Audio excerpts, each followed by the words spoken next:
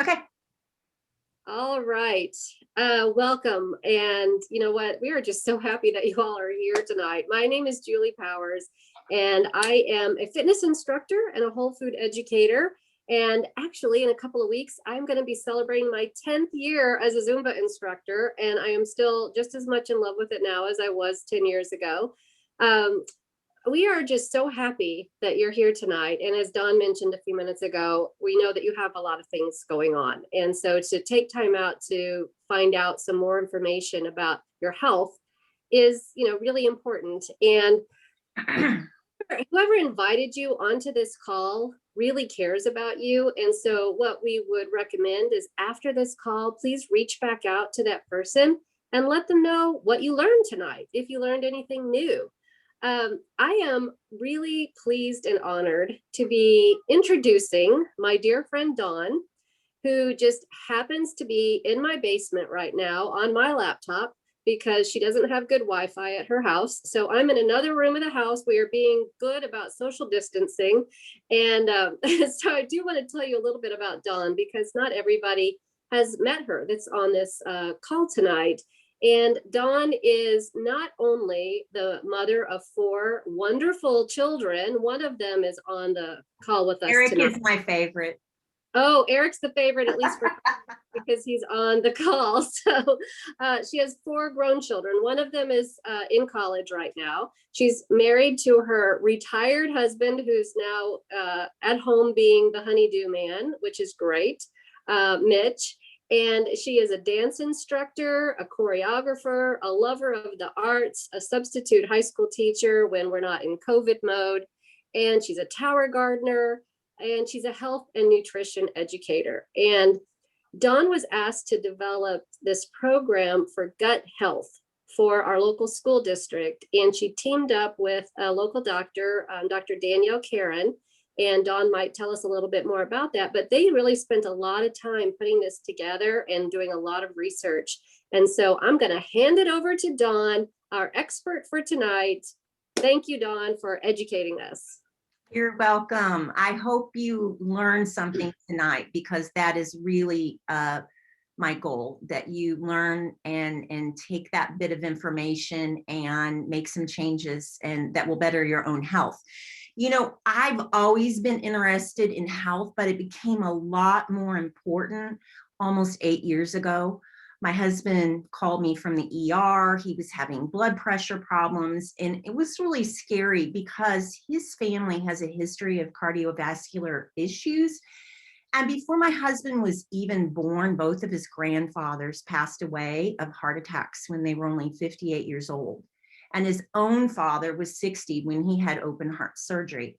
So my husband left the ER that day with a couple of blood pressure medications, and over the course of several months, he hated the side effects of those.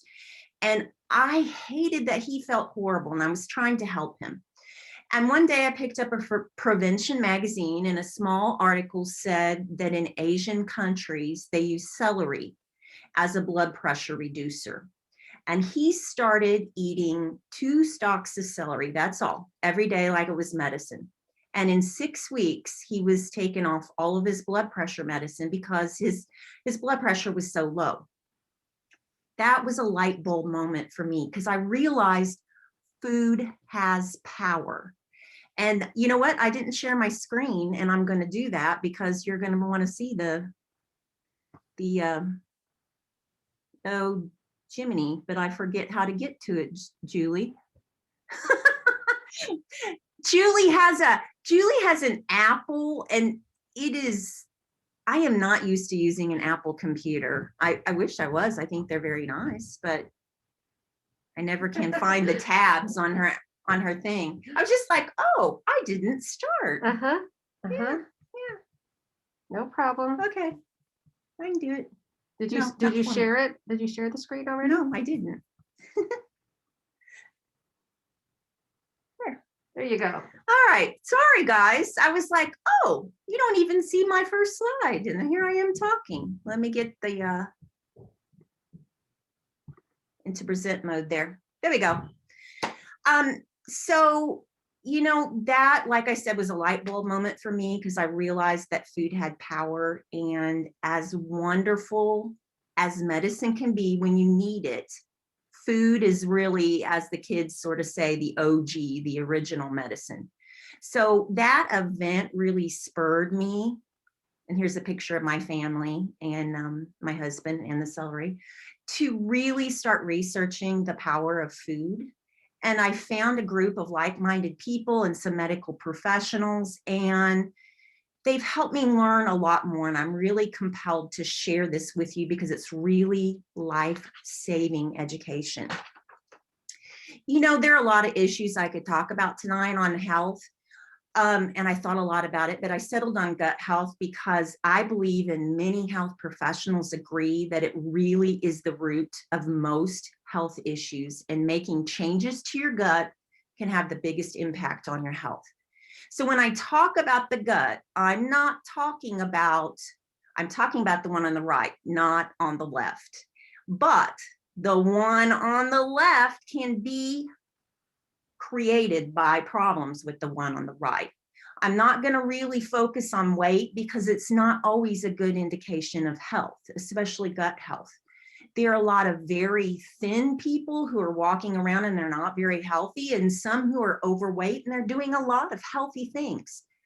Although we know that being a healthy weight is important, I don't want you to dismiss this information just because you're a normal weight.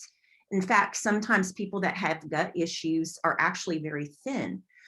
I also don't want you to dismiss the information because you don't think that you have gut issues, because maybe you don't suffer from diarrhea and constipation and gas and bloating and all those kind of things. But you may have maybe several severe colds a year, you suffer from allergies, anxiety, brain fog, and I'll explain how all of that sort of relates to the gut. I'm going to be referring to the gut microbiome today. The gut microbiome is all the bacteria, the fungi, the viruses that live in your digestive system. And we sort of think of all these kind of things as bad things, but most of the microbes are good that are within us. And they help to regulate things like our digestion, our immune system, our brain, our hormones, and even our mental health.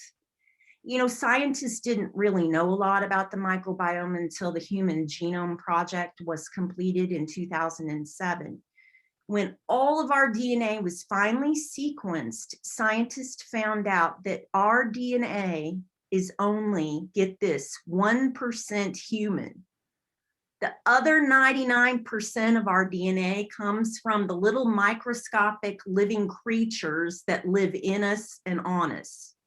Doesn't that give you a little bit of the heebie-jeebies a little bit? But our microbial DNA outnumbers our human DNA 100 to 1.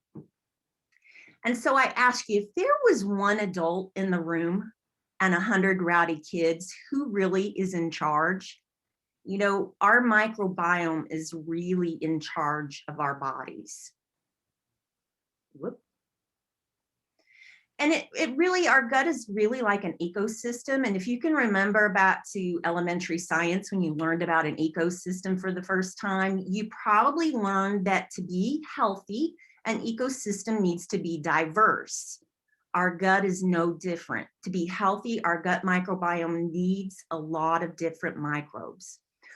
But unlike other ecosystems, our gut thrives on being overcrowded as long as it's with the good bacteria. Unfortunately, the typical American lifestyle causes us to kill off a lot of diversity in our guts. And I last shared this, with a group of educators, and I used this analogy, but I really thought you guys would be able to relate. Think of your body as a school bus that's carrying around a whole swarm of crazy passengers. It takes a coordinated effort to keep things in harmony and balance. And I hate to say it, but many of our school buses are currently flying down the road of life being driven by some really bad behaving students. But you know what? Don't worry. You can turn that around with some simple changes. that can have a huge impact on your gut health.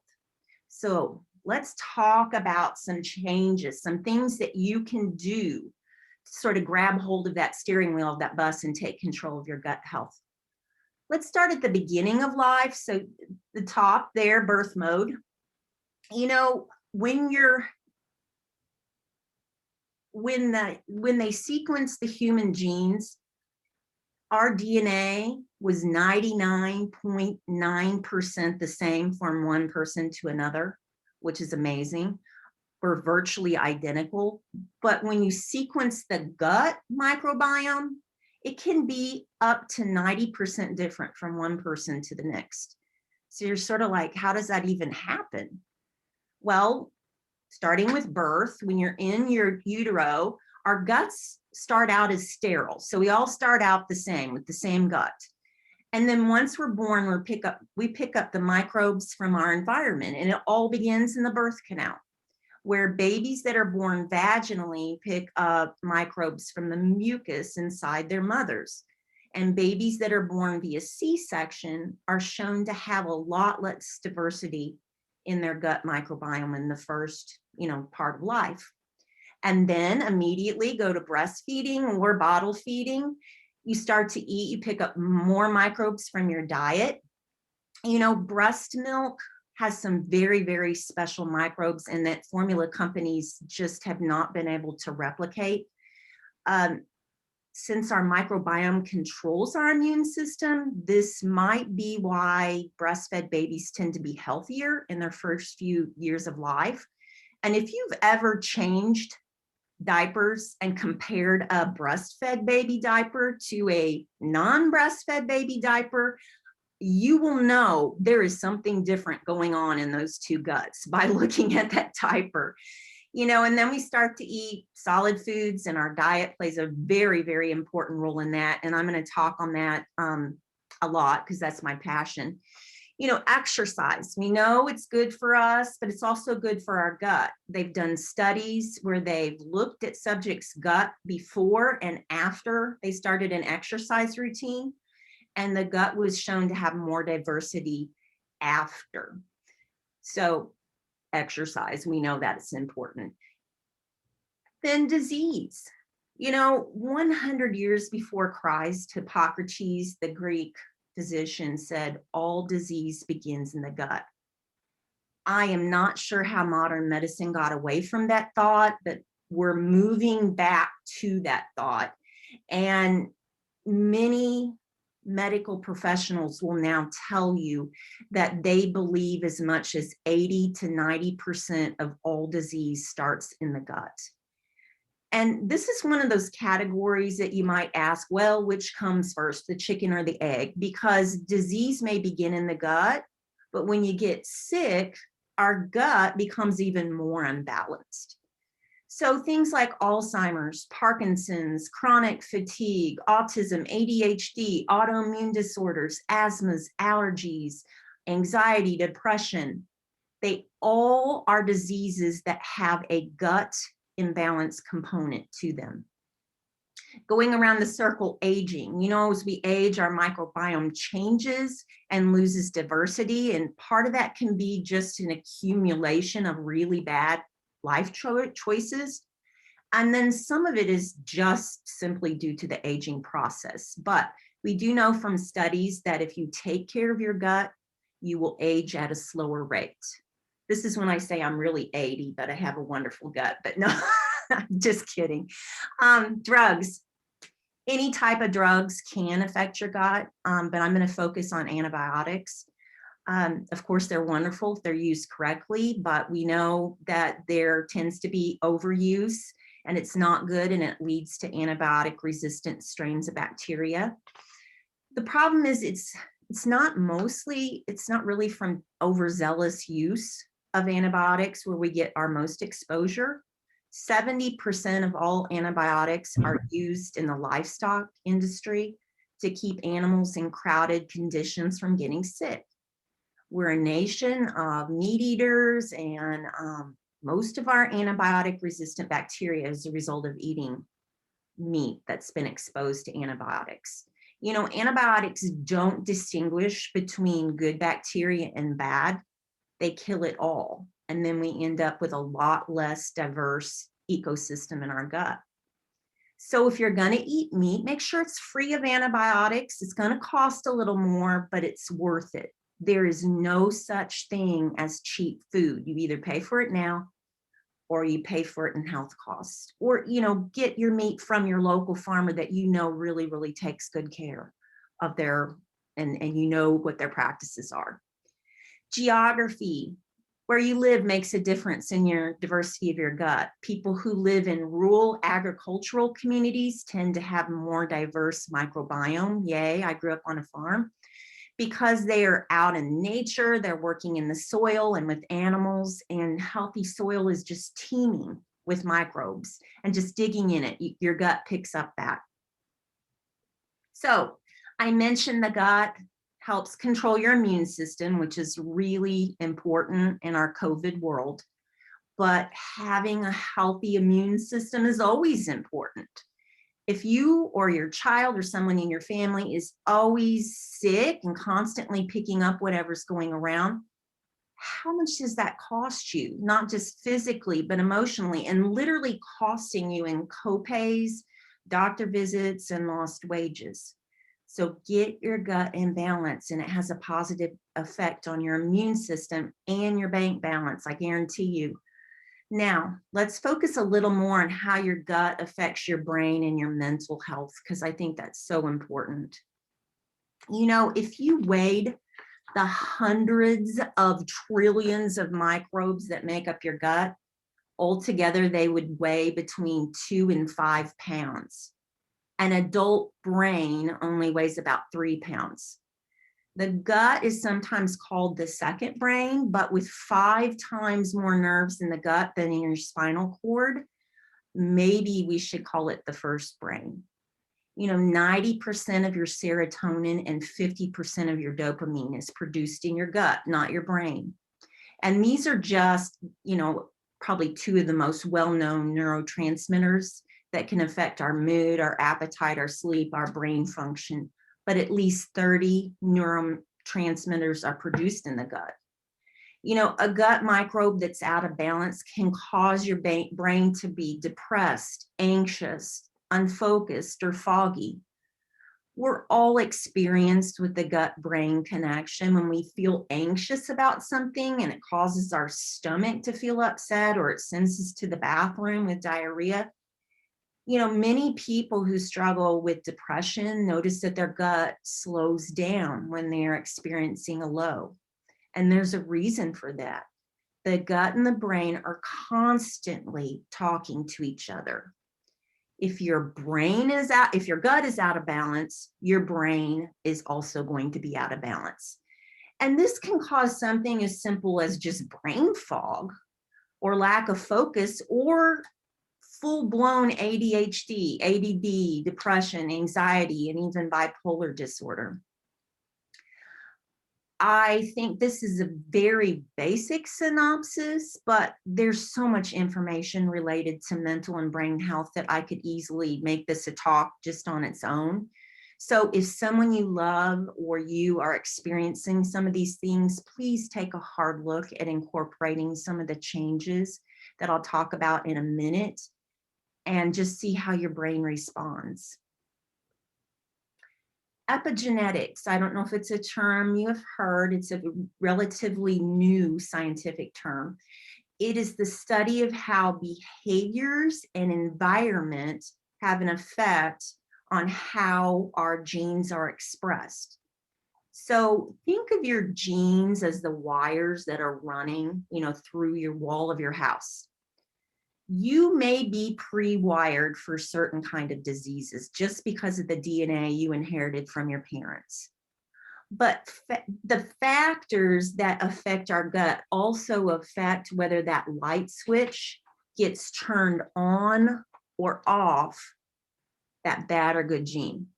So remember I said that about 90%, 80 to 90% of disease risk is determined by our environment. and that our DNA, human DNA, is almost virtually identical, but that our microbiome can be 90% different from person to person. Your environment and your life choices decide whether a disease will be manifested much more than your DNA ever does. But don't let that scare you. You know, you're not a victim. Your DNA is not your destiny. You're in control of your health. The choices you make today can affect not only your health, but if you're still of an age where you're procreating, what you do with your health, you can turn off a switch for a bad gene so that you don't pass that on to your future children, which is amazing. And I know that's a little bit heavy. We're gonna lighten it up here in a second. I'm gonna talk about poop. Okay, scientists have learned a lot about our microbiome from studying poop. If you live in the Boston area, in fact, I don't think anybody on here lives in Boston, but you can sign up to be a poop donor and you can make about $250 a month. I think that's a great side hustle. I don't know, you're going to do it anyway. They might as well pay you for it. But believe it or not, fecal transplants are a real thing and they've been researched quite a bit. For instance, one research study, they took unhealthy lab rats and they received a fecal transplant from a healthy rat. And their health improved without making any other changes, which just shows you that the gut and your microbiome does control your overall health and that it can be repopulated with good bacteria if you can get a hold of that. And then in a human study, they took a identical set of twins. One was overweight and one was not. And they did a fecal transplant from the one that was not overweight to the one that was. And the overweight person lost weight without making any changes to their diet. So right now, this is really just in the beginning stages. A lot more research does need to be done before they can perfect this. I really believe in the future, this is going to be used more and more, especially for people that just can't seem to get their gut balanced out no matter what they do, or really suffering from very extreme depression and anxiety that can't be helped in any other way. And I know you're probably thinking, if you're like me, maybe your brain doesn't think like me. So how do they get the poop into the person when they transplant it? Well, they whirl it around in a blender and then they put it in a capsule to swallow. So yeah, I see the faces. Don't ever buy a used blender from a research scientist. That's what I'm going to say. But, you know, it is cutting edge medicine. And I do believe in all seriousness that it will become more common in the future. So even if you don't get paid to be a healthy poop donor, I hope that everything I've said so far makes you realize that a healthy gut is of utmost importance. So this is going to be the most important part of my presentation, because it doesn't matter how much you know if you don't put it into practice and make some changes to spur or make some changes in your diet or whatever, your lifestyle, to improve your gut health. So limit use of unnecessary antibiotics. Remember that meat and some dairy is some of the main exposures to that. And I'm not saying you have to be vegan or vegetarian or give those things completely up, although there are a lot of proven benefits to that kind of diet. But buy grass-fed meat raised without antibiotics, and think about meat maybe as a side dish rather than a main dish. There are a lot of healthy substitutes for dairy right now. Get outside, be in nature, take off your gloves, dig in the dirt, let your kids get dirty, play in the mud. Their microbiome will be stronger for it. Exercise, I already mentioned, that's so important. And if you exercise outside, even more important. Sleep.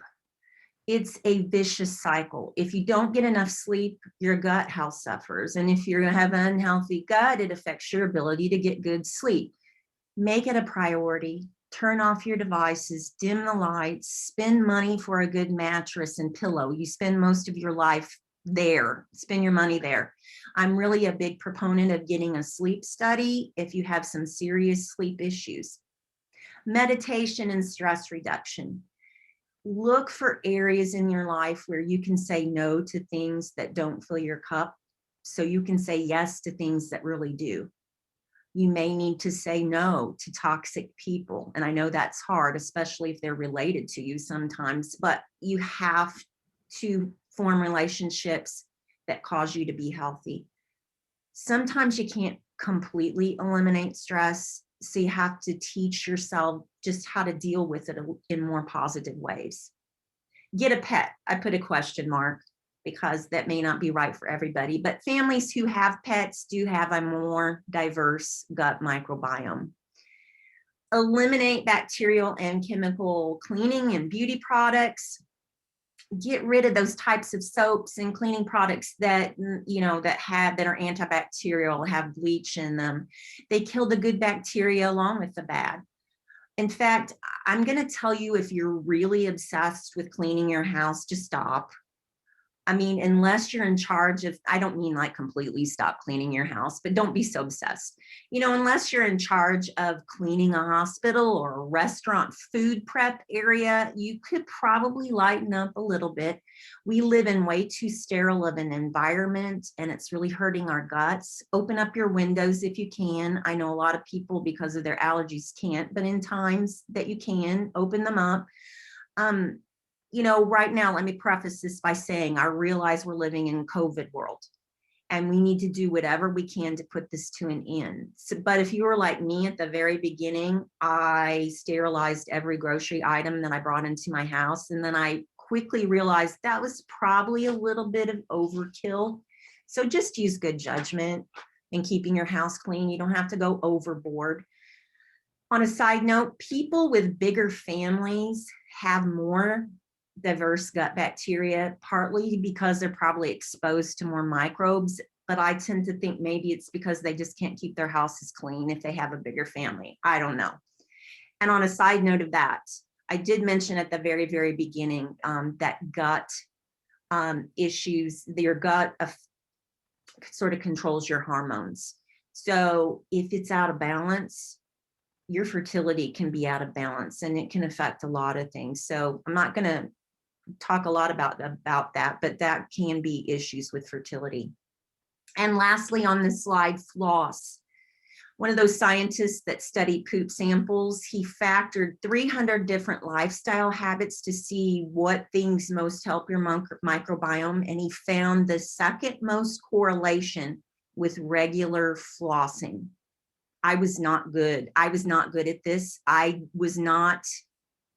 It was not something we were taught to do when I was young, was to floss. I had to learn this as an adult. So listen to your dentist. It's never too late to try to, do that habit. I'm getting better at it. All right. And the number one thing that scientist found out that you could do to help your gut microbiome was to add more fiber to your diet. In fact, if you just added an additional 10 grams of fiber per day, it would immediately increase your good microbes by 21%. Women should have a minimum of 25 grams of fiber a day, and men about 38.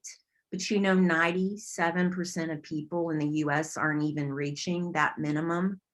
And the only way you can get fiber is by eating plant foods like fruits, vegetables, greens, seeds, nuts, and herbs. When you are adding fiber, do it slowly. If you're not used to eating a lot of fiber, if you just suddenly bulk up with a lot of fiber, it can really affect your gut until it gets used to it, and you can be bloated and have a lot of gas. So take it a little bit slow. Now, I could tell you, I could have a whole list of things you probably shouldn't eat to help your gut, but I figured I'd go about it in the positive way. And believe me, processed foods would be at the top of that no-no list, but I found it really works a lot better if we focus on the good things that you can add to your diet. And then if you focus on that good, you don't feel like so restrictive. And pretty soon, if you fill up your plate with good things, you don't really have room for the bad things anyway. So what can you add? Well, I think the number one thing, fruits and vegetables. You're going to get your fiber that way. You're going to get your diversity in your diet. Researchers found that diversity is the key to a healthy diet and healthy gut. And they found that at least 30 different types of plant foods every week was sort of the magic number to help your gut. You know, we know that 7 to 13 servings of fruits and vegetables are needed to be healthy every day, but sometimes that's really hard for some people to get, and we all sort of gravitate to the same varieties because they're the ones that we like, or they're easy and expensive to buy locally. So maybe try keeping a list to see how many you get in a week. I did that just to see, to make sure. You know, and if you're not getting the variety that you think you should, just try some different foods each month. Make it fun.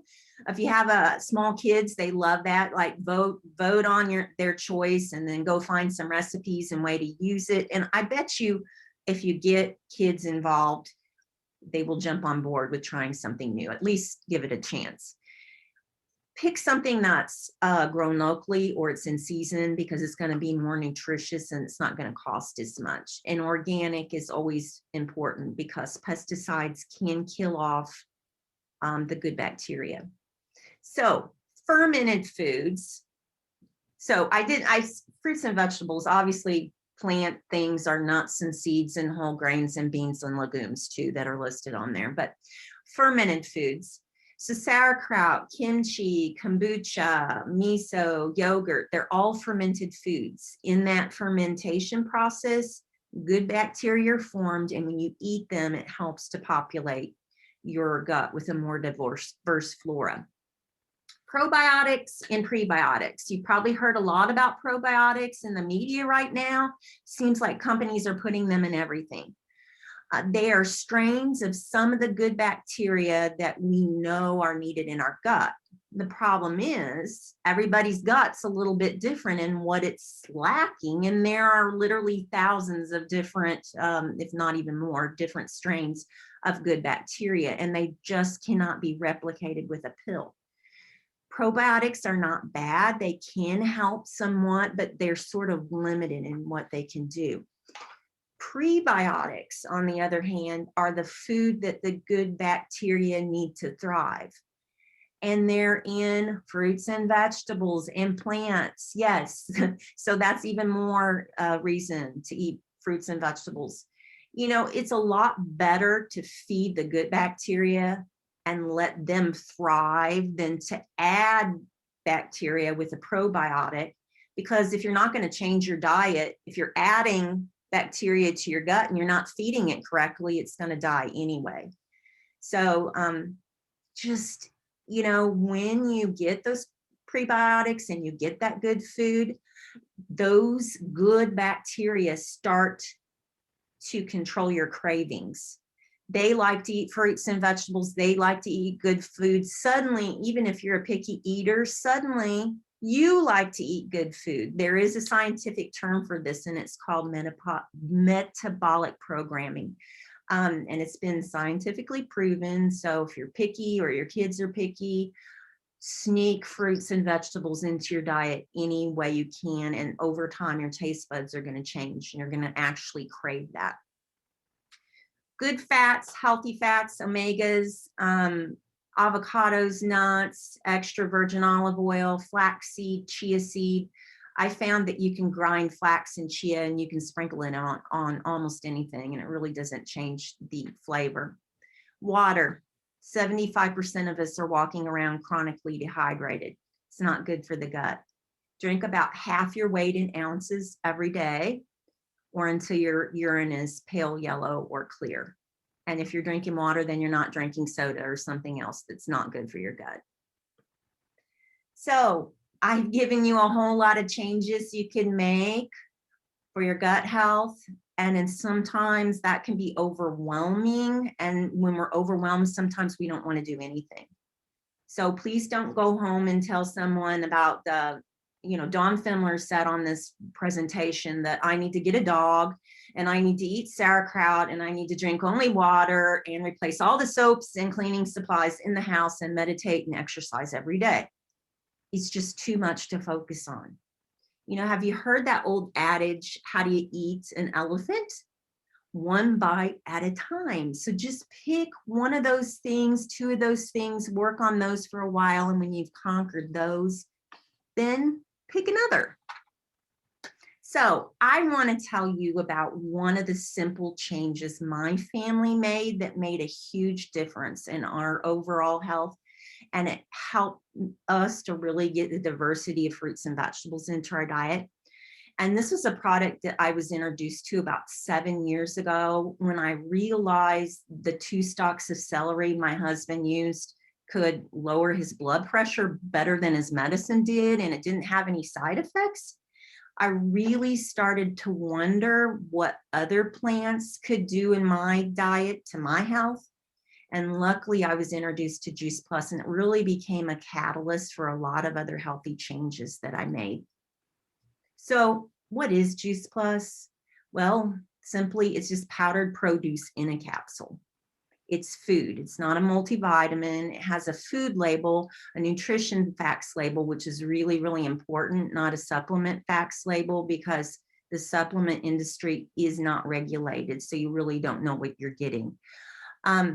It's made with non-GMO ingredients. It's vegan, it's kosher, it's dairy and gluten-free. Those are important for the gut because those are two very can be inflammatory to a lot of people's guts, dairy and gluten. It's NSF certified, which is a third party. It's a very hard certification to get. And they come in and they check everything and they say what is on the label is exactly what's in it and nothing more. They check it for, it's better than organic because they check it for pesticides, herbicides, fungi, bacteria, heavy metals. So there's nothing in it except for the food, the good food. And it's the most researched brand nutritional product in the world. This slide is a little bit old. It says 35 plus peer-reviewed clinical studies. I think we're over 40 studies at this point.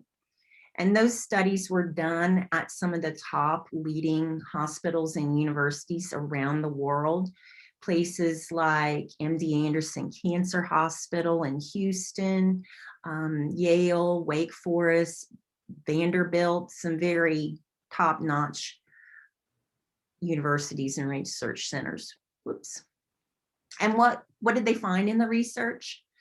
Well, taking Juice Plus contributes to cardiovascular wellness. It supports a healthy inflammatory response, which means your body is not as inflamed. The gut is part of that. Supports quality of life, supports healthy cholesterol, LDL, and triglycerides. It supports healthy lung function, skin, gums, supports the immune system, which we said resides in the gut, helps maintain healthy DNA. It also helps with that turning on and off the switch that I talked about in epigenetics, reduces oxidative stress, and is absorbed, unlike vitamins, which aren't readily absorbed by your body because they don't recognize it. We need to get our vitamins from food. This is absorbed by the body. Several studies have shown that because it is food. It's not a vitamin. Dr. Richard Du Bois, he's one of the top he's retired now, but he was one of the top leading infectious disease doctors out of Atlanta. He says there's nothing else available any place in the world with or without a prescription that has been clinically proven to do all these things that Juice Plus has been proven to do. And besides the capsules, they have a complete shake, which is a great way to help your gut because look here, it's gluten and dairy free, which there are a lot of protein powders on the market, and a lot of them are made with whey protein, so they're not dairy free. for people who need that and really are bothered by that. But 13 grams of protein, and look at that, 8 grams of fiber. I have one of these every single day, and I did just a quick little math to see how many grams of fiber I was getting. And I put in blueberries and chia and flax and sometimes some spinach and things like that. And I figured out on average, I'm getting about 25 grams of fiber in one meal. And that's what a woman is supposed to get in the whole day. And that's not counting anything else I eat. So it's an amazing way to get, more fiber.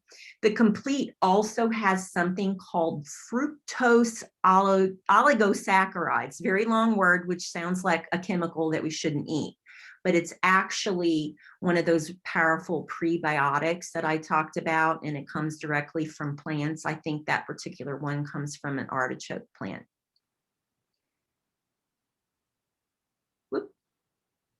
And omegas, I talked about getting healthy fat, and it's good for the gut.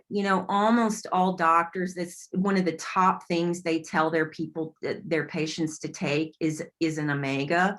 But unfortunately, a lot of people get it from a fish oil capsule.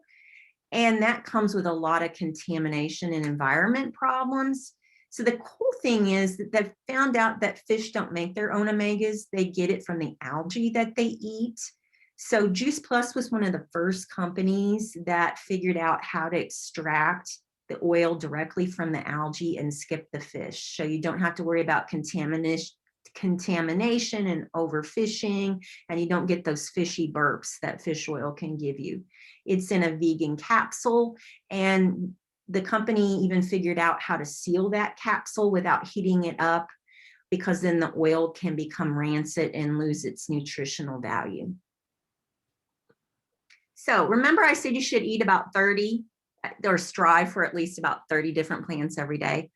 If you're eating a complete shake and you're doing the Juice Plus Trio capsules, this is what you're getting every single day, not just in a week, every single day, that variety. And it really is the variety that makes a difference in your health and your gut health. Imagine if you were getting that much variety in your diet every single day. I don't think you have to imagine, because I already told you a little bit about the research, and it does prove that it will help your health. One of the biggest research studies that our company has undertaken, it's been going on for 20 years, and it has included 1.5 million people. And it's such a cool idea that Juice Plus does. They give Juice Plus to children free, ages 4 to 18, along with full-time college students, undergrad college. And they can receive it free for 4 years with a paying adult sponsor. And then they ask, so this is more of an anecdotal study rather than an actual research study, but they ask people that are doing that to fill out a survey consistently over a year.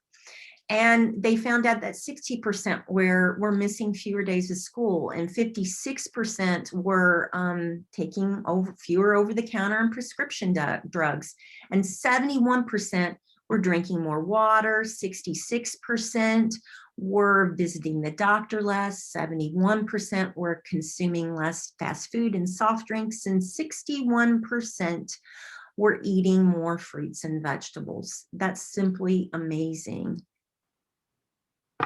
And we don't just tell you to take Juice Plus, we want you to eat even more fruits and vegetables. So if you can grow your own and do it easier, like this aeroponic system, then you're going to get more into your diet. I have one of these. It's wonderful. I love it. I can get fresh greens all year long. I took a picture of it just a little bit ago. Mine is so lush right now. It's just amazing. I can't even keep up with it. It uses 98% less water, takes up 90% less space than a normal garden, 30% more yield, and it grows 3 times faster. Believe me, it grows faster. So what's the cost of Juice Plus? It's very, very affordable for about $2.50 a day. and your kids could be free with that. You know, I always say before I got healthy, the first thing I gave up was my daily 64-ounce Diet Mountain Dew. I was really bad. And I would scrape together just change out of my car and get, just so I could get my soda every day. And a lot of times I got a Snicker bar with it. So it was about $2.50 a day. And I certainly was not helping my health. And so for the same amount of money, I mean, if you try to, they don't usually sell, well, sometimes they do, one piece of organic fruit just separately. Sometimes those are way over $1 from one piece of fruit, and you're getting a whole variety. So it's really is very affordable. We do have a lot of free resources.